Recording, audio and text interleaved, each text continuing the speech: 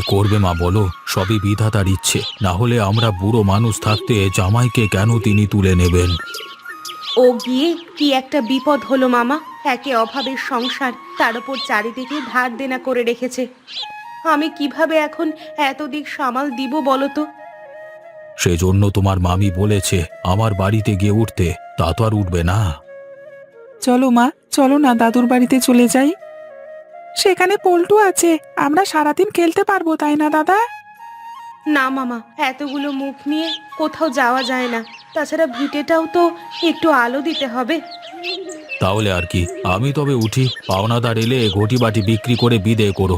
ধার দেনা ভালো নয় মা, সুদের টাকা দ্বিগুণ করে বাড়ে। সেটাই করতে হবে। সুযোগ থাকলে চৌধুরী বাড়িতে কাজে যেতাম, কিন্তু তাও তো হবে না। এই রাবণের গোষ্ঠী রেখে কোথাও কি যাওয়ার জো আছে? আমি এবার উঠি মা। আর এই টাকাটা নাও মা, বিপদে আপদে কাজে লাগবে। গলা অবধি ঢেকে আছে ধার দেনায়। এই টাকা দিয়ে কি করব আমি মামা? ও মা, নাও না টাকাটা, খিদে পেলে বিস্কুট কিনে খেতে পারবো। আমাকে দাও। হতচ্ছাড়া বালক, কতবার বললাম কেউ টাকা দিলে নিবি না, তাও নিলি। কেন নিলি? ওটা কেন নিলি? আমি কি করব মা, দাদা বললো নিতে। ওকে কিছু বলো না মা, ছোট মানুষ, থাক না টাকাটা। আপনি কিচ্ছু জানেন না মামা, এভাবে টাকা হাতিয়ে স্বভাব খারাপ হচ্ছে। আমার দেরি হয়ে যাচ্ছে মা, আমাকে বিদায় দাও। যা করবার তা পরে করো। ঠিক আছে মামা, যান তবে। ধার দেনা খুব। মায়ের গহনাগুলো তো মামি মায়ের কাছে রাখা ছিল, ওগুলো যদি নিয়ে যেতে পারেন তবে খুব উপকার হবে। আমি কথা বলে দেখব। তোমার বিয়ের সময় তো দিলাম, বাকি কিছু আছে বলে তো মনে হয় না।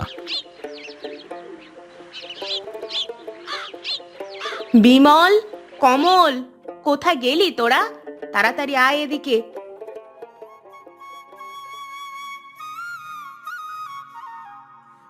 শীতের দিন, এখন স্নান না করলে পরে আর করতে পারবি না। আজও কি আমাদের নদীতে নিয়ে যাবে মা? কি মজা, কি মজা, আজও নদীতে গিয়ে স্নান করব। না বাছা, আজ আর নদীতে নয়, ঘোষেদের পুকুরে যাব। না মা, আমরা নদীতে গিয়ে স্নান করব। না বাছা, শরীরটা আজ ভালো লাগছে না। তাছাড়া নদীতে গিয়ে আসতে আসতে বিকেল হয়ে যাবে। বেশ, আজকে তবে ঘোষেদের বাড়িতেই যাব।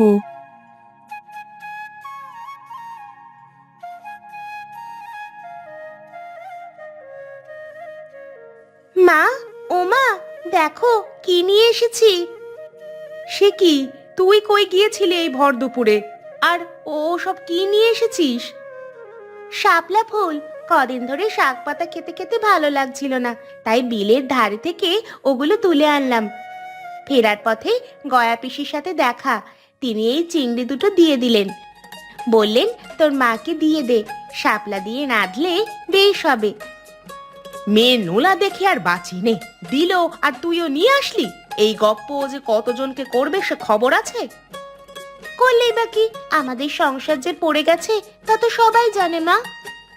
বটে, এই সংসারে আর সেই জৌলুস নেই। এক সময় রোজ 50 জনের পাক পড়তো যে বাড়িতে, সেখানকার মানুষ আজ না খেয়ে আছে। কেঁদো না মা, কেঁদো না, আমি তো আছি। আর দেখবে, বিমল কমল বড় হলে তোমার আর কোনো দুঃখ থাকবে না। হ্যাঁ মা, আমরা তখন তোমার হাতে এনে অনেক টাকা দেব, আর তুমি মজার মজার সব রান্না করে আমাদেরকে খাওয়াবে, তাই না দাদা? খাওয়া দাওয়া অনেক হয়েছে, নে ফুলগুলো রেখে ওদের নিয়ে নে আয়, আমি তোদের জন্য দুটো ভাত চড়াই। চল ভাই, তোদের স্নান করিয়ে নিয়ে আসি।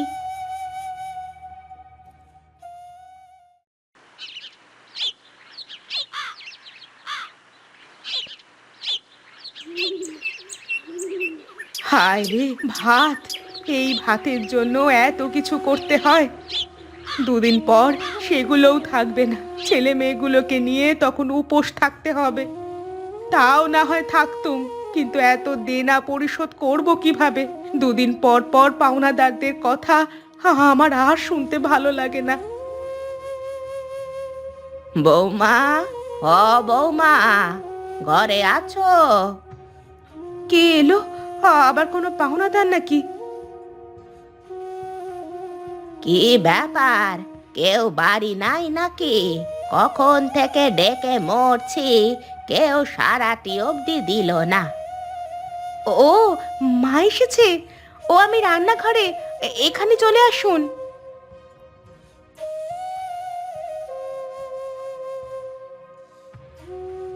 এই যে বৌমা, কি করছিলে শুনি?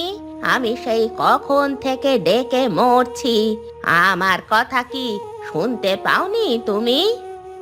পাওনাদারদের ভয় সারা দিনই মা, ওরা প্রায়ই এসে কথা শুনিয়ে যায়। সব ওই হতভাগাটার জন্য হয়েছে। নিজে তো মরলই, অন্যদেরও ডুবিয়ে রেখে গেছে।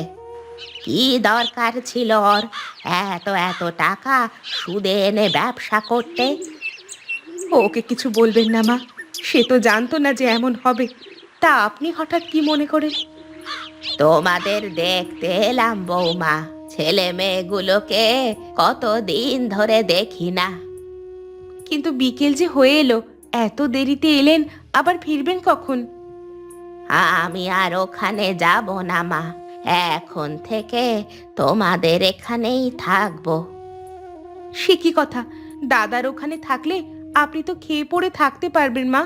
আমাদের এখানে আমরাই তো আধ পেটা খেয়ে থাকি, আপনাকে কি খাওয়াবো?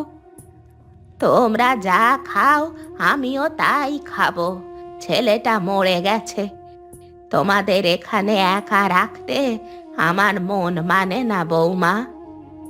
বেশ, থাকবেন না হয় আমাদের সাথে। তা ওই পুঁটুলিতে কি আছে? কটা আতপ চাল নিয়ে এসেছি বৌমা, নাতিগুলোকে পিঠা বানিয়ে খাওয়াবো বলে। তা ওরা গেল কোথায়? স্নান করতে গেছে, এখনই চলে আসবে। আপনি বসুন মা, একটু বিশ্রাম নিন। আমি জল গরম করে দিই, তারপর আপনার স্নানের আয়োজন করব। বেশ বেশ, তাই করো মা, তাই করো। তোমার কাছে এলে আমি যা যত্ন পাই, অন্য বউদের কাছে তা পাই না।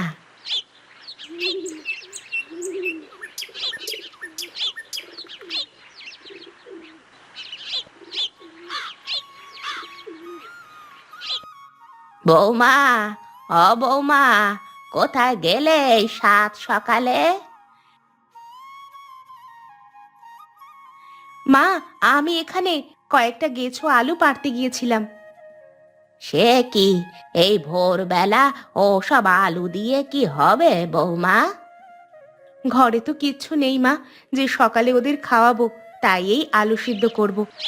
তারপর মিনুকে নিয়ে মাঠে যাব ঘুটে কুড়াতে, যদি গৃহস্থ বাড়িতে ঘুটে বিক্রি করে কটা টাকা আসে।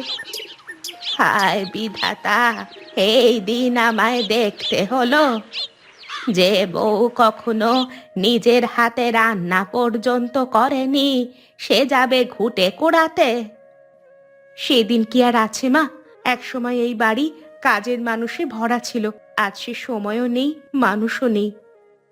তা যাই করো বৌমা, নাতিগুলোকে আমি ওই আলু পোড়া খেতে দিতে পারবো না। তাহলে কি করবেন মা? আমি কটা চাল নিয়ে এসেছিলাম না, ওগুলো ভেঙে গুঁড়ো করো। ওদের আমি আজ ভাপা পিঠে বানিয়ে খাওয়াবো। সত্যি ঠাকুমা, আজ আমরা পিঠে খাবো? হ্যাঁ রে, যা তাড়াতাড়ি গিয়ে মিনু আর বিমলকে ডেকে তোল।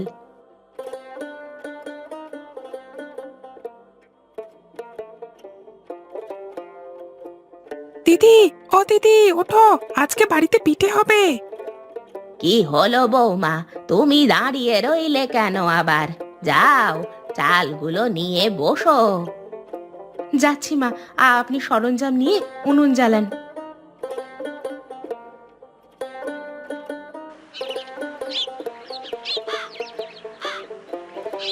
মা, ও মা, আর কটা পিঠে দাও না। আমাকেও দিও মা। দাও বৌমা, ওদের আরো কয়েকটা পিঠা দাও। ঠাকুমার হাতের ভাপা পিঠার স্বাদই আলাদা, আমাকেও আরেকটা দিও তো মা। দিচ্ছি বাবা, পিঠেগুলো হোক আগে, তারপর দিচ্ছি। ইলিশ মাছ লাগবে কারো? ইলিশ মাছ একেবারে জলের দামে দিয়ে দিচ্ছি, 50 টাকায় এক জোড়া। লাগবে কারো ইলিশ মাছ? ও দিদি ঠাকরুন, ইলিশ মাছ দেবো গো তোমাদের। না না, ও সব মাছ লাগবে না আমাদের, তুমি অন্য বাড়িতে যাও। নিয়ে নাও না, 50 টাকা জোড়াই দিচ্ছি। তুমি চাইলে 40 টাকায় দিয়ে দেবো। বললাম তো লাগবে না, তার উপর এতবার বলছো কেন? হ্যাঁ, ওমা, রাখো না একটা ইলিশ, খেতে খুব ইচ্ছে করছে। আহা, কতদিন যে ইলিশ খাই না। রেখে দিলে ভালোই হতো, বাবা মরে যাবার পর তো আর এ মাছ খাওয়া হয়নি। কথা শুনো মেয়ে, ওরা অবুঝ দেখে তুইও এমন করবি? জানিস না ঘরে চাল নেই, তার উপর ইলিশ খেতে চাস? কমলের কাছে 10 টাকা ছিল, ওটা দিয়ে রেখে দাও তাহলে। 10 টাকা দিয়ে ইলিশ তো দূরের কথা, কাঁটাগুলোও পাবি না। ও দিদি, রাখবে না মাছ? সে কথা তো আমি আগেই বলেছি, মাছ লাগবে না আমাদের। আর তুমি কখনো এই বাড়িতে আসবে না, তোমায় দেখে ছেলে মেয়েগুলো বড্ড জ্বালাতন করে। সময় সবার সমান যায় না দিদি, তোমারও দিন ফিরবে। শোনো, আমি তোমাকে মাছটা এমনিতেই দিয়ে যাচ্ছি আজকে, তুমি সেটা রান্না করো। না না, এমনি মাছ আমি রাখবো না বাপু, ও ধাতে বংশের নয়। তাহলে আমাকে ও বেলায় খাইয়ে দিও, তবে তোমারও খারাপ লাগবে না আর আমারও খাওয়াটা হয়ে যাবে। ও বেলা খাওয়াতে হবে। রেখে দে বউ, রেখে দে। এ বেলা না হয় খাওয়ালি, ছেলে মেয়েগুলোর মুখে তো একটু ইলিশ পড়বে। ঠিক আছে, দিয়ে যাও, তবে একটার বেশি নয়। যা তো মিনু, মাছটা নিয়ে আয়, আর ওকে কটা পিঠে দিয়ে দে, বেচারা সকালে খায়নি কিছু।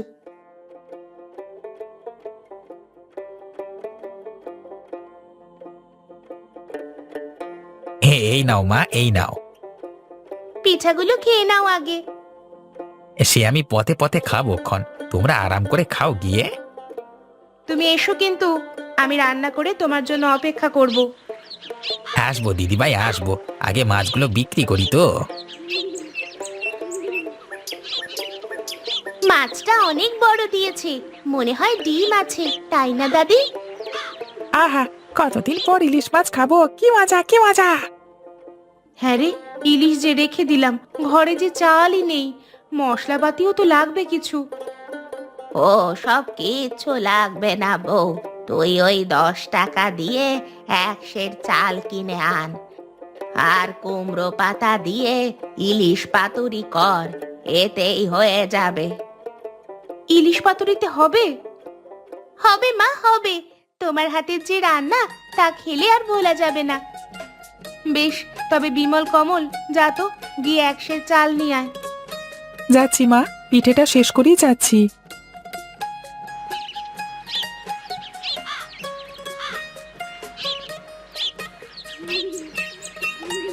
মিনু, অমিনু, দুটো নেবু নিয়ে আয় তো।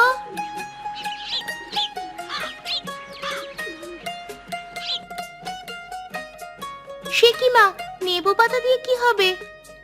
মাছের মুড়োটা দিয়ে ঘন্ট করব, নেবু পাতা দিলে ভালো সুবাস ছড়াবে। ইস, মুড়ো ঘন্ট খেতে যে কি মজাটাই না হবে। ওমা, ভাতে হবে তো আমাদের। সে নিয়ে তুই চিন্তা করিস না মা, হয়ে যাবে। তুই যা এখন, পাতাগুলো নিয়ে আয়।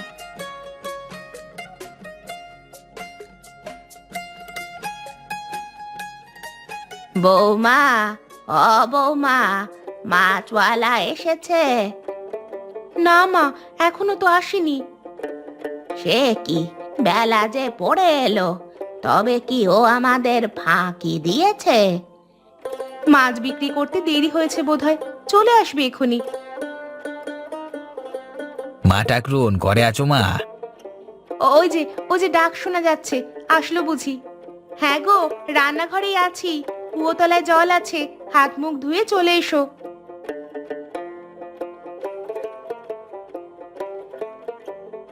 হাত মুখ পুকুর থেকে ধুয়ে এসেছি মা, খুব খিদে পেয়েছে, ভাত দাও তো দেখি। হ্যাঁ হ্যাঁ, সব কিছু প্রস্তুতি আছে, তুমি আসন পেতে বসে পড়ো।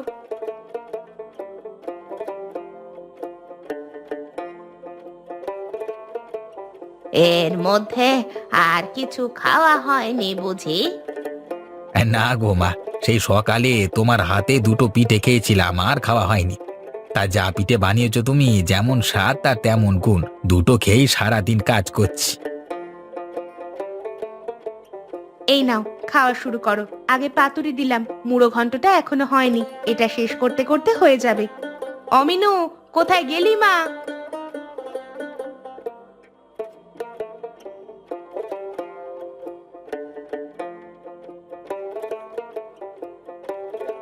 এই নাও মা নেবু পাতা।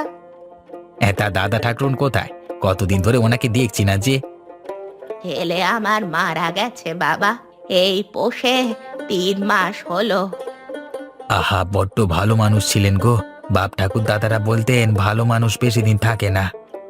মরে গিয়ে আমাদের জলে ফেলে গেছে, এতগুলো মুখ নিয়ে কোথায় যে যাই। ও নিয়ে ভেবো না মা, একটা না একটা উপায় হবেই।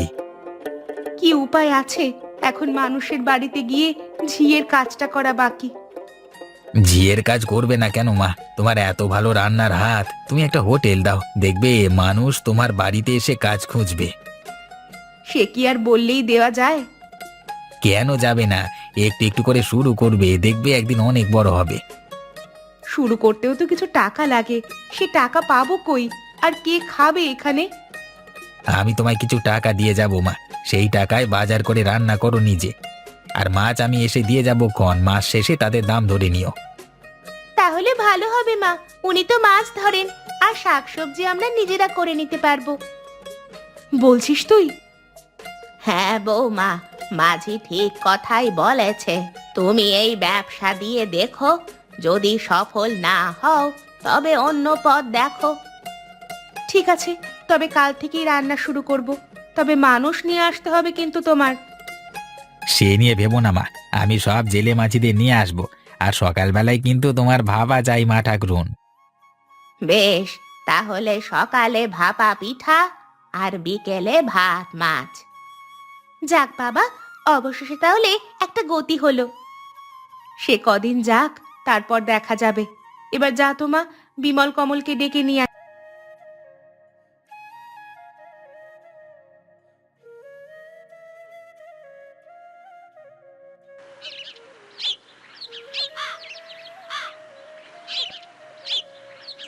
বৌমা, ও বৌমা, একটা বাটি কি ঘটি নিয়ে এসো তো। এদিকে পিঠে সব হয়ে গেল, রাখবো কোথায় এগুলো?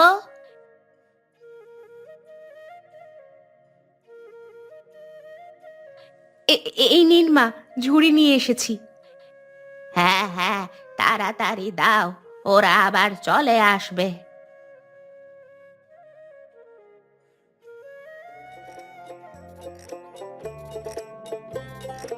আয় আয় আয়, এই সেই বাড়ি, এখানেই 3 বেলা খেতে পারবি। সে কি গো, দেখে মনে হচ্ছে গৃহস্থ বাড়ি, এর মধ্যে হোটেল। হ্যাঁ রে, একসময় ভালো অবস্থা ছিল, কর্তা মারা যাওয়ার পর পাথারে পড়েছে। তোরা এখানেই খাস কেমন? সকালে ভাপা দেবে আর অন্য বেলা ইলিশ। তা খাবো, কিন্তু খাবার কিন্তু ভালো হওয়া চাই।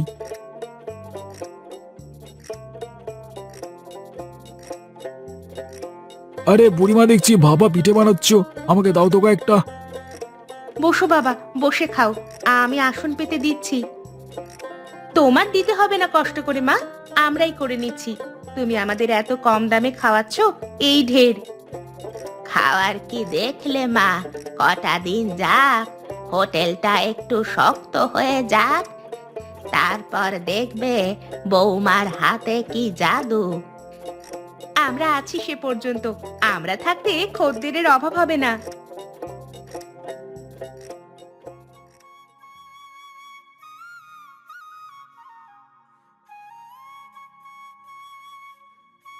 না, খাবার ভালো আছে, এমন খাবার রোজ দিলে সবাই এখানেই খেতে আসবে। হ্যাঁ, বলেছিলাম না মা ঠাকুরন, দেখবে বিকেলের মধ্যে তোমার রান্নাঘর মানুষে ভরে উঠবে।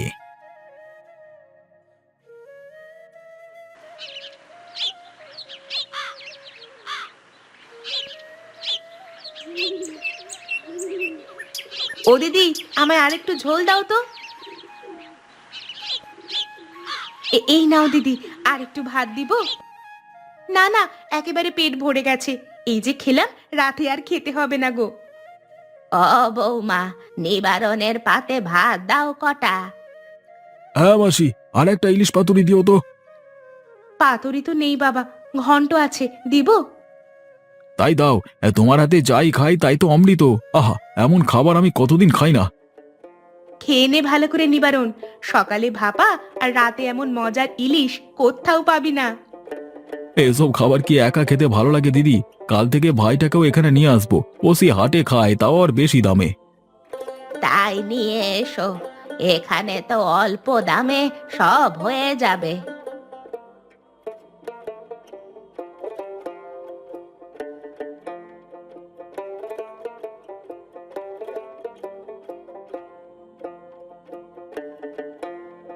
আজ কত হলো গো মা? 550 টাকা। বাবা, এ তো অনেক। হ্যাঁ মা, খরচ বাদে 300 টাকা থাকবে। এবার তাহলে ধার দেনা পরিশোধ করা উচিত বৌমা। কয়েক মাস ধরে তো হোটেল চালাচ্ছ, সবার চোখে পড়েছে তো। পাওনাদাররা এসে পাছে ঝামেলা না করে। হ্যাঁ মা, আমিও তাই ভাবছি, ধার পরিশোধ করেও কিছু থাকবে, সেটা দিয়ে নতুন ঘর করব হোটেলের জন্য। সে পরে করো মা, এখন তোমার রান্নাঘরেই থাক। আর একটু সচ্ছলতা আসলে পরে বড় হোটেল দিও। যেভাবে মানুষ এসে খাচ্ছে, মনে হয় না আর এখানে জায়গা দিতে পারবো। সব তোমার হাতের গুণ মা, না হলে এত মানুষ আসতো? আপনারও গুণ আছে মা, আপনি পিঠা বানিয়ে সবার মন জয় করে ফেলেছেন। তোমাদের চেয়ে বেশি গুণ হারান কাকুর, সেই তো মাকে এই বুদ্ধি দিয়েছিল। তা যা বলেছিস, উনি সাহায্য করেছেন বলেই এই বিপদ কাটিয়ে উঠে আগের জায়গায় ফিরতে পেরেছি। হ্যাঁ, ওর মতো মানুষ আছে বলেই পৃথিবীটা টিকে আছে। এখন যাও সবাই, ঘুমো গিয়ে। সকাল থেকে তো আবার কাজ শুরু হবে। হ্যাঁ মিনু, তাই চল, আমারও বড্ড ঘুম পাচ্ছে, সারাদিন একটু বসার ফুসরত পাইনি।